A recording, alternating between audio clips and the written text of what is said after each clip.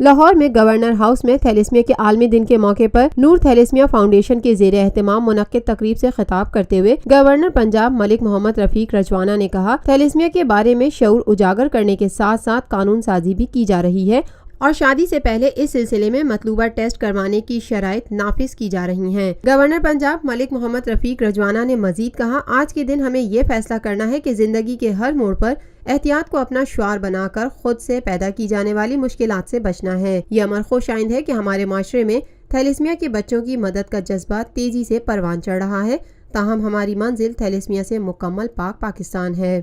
تقریب میں تھیلیسمیا کا شکار بچوں اور اس مرض کی روک تھام کرنے والی تنظیموں کے نمائندوں نے شرکت کی۔ اس موقع پر گورنر پنجاب ملک محمد رفیق رجوانہ نے تھیلیسمیا کا شکار بچوں میں تحائف بھی تقسیم کیے۔ Lotus Lake Towers, a groundbreaking endeavor by Lotus Properties.